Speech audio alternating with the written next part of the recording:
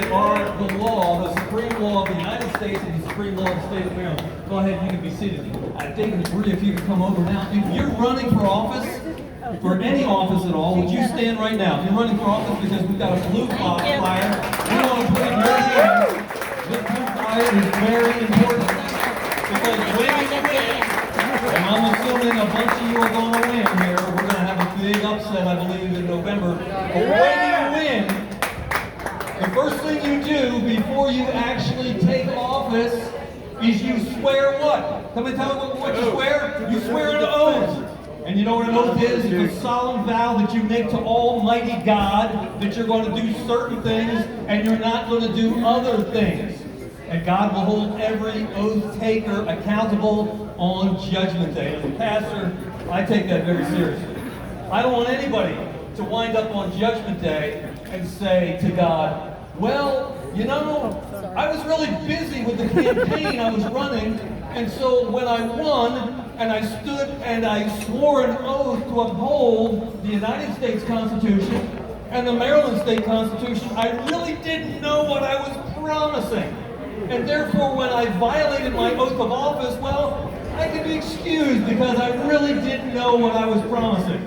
In the last two years, folks, we have faced tyranny here in the state of Maryland. I don't know if you've experienced it as much as I have, but as a pastor, I was told you got to close the doors of your church. Your church cannot be open. You cannot meet in person for worshiping the Almighty God, which, by the way, is a direct violation of our Constitution. You can read it in Declaration of Rights, Article 36.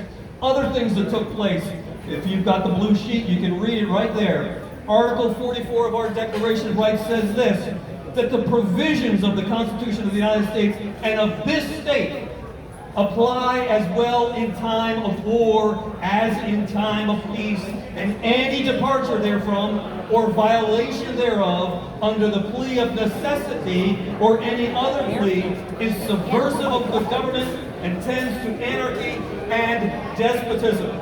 We need to know these words, because these words have been violated all over the state of Maryland in the past, and they've been violated at the state level, they've been violated at the county level, they've been violated at the town level. When I was teaching the first class where I met Ted, we were meeting in the tavern there in East Newmarket, and the tavern was threatened by the authorities with pulling their license so they could no longer function as a tavern because they kept their business open. They allowed people to come in the doors, and lo and behold, the people didn't even have to wear a face diaper.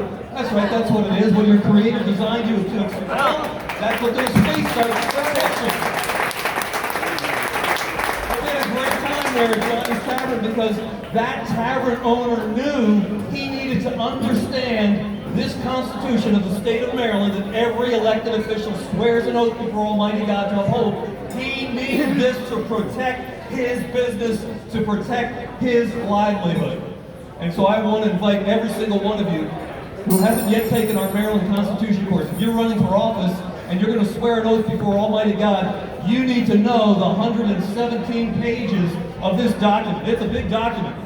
And we're going to do this in 6 weeks, starting on April 6th. Right down the road in Vienna at Millie's Roadhouse. Some of you know where Millie's is.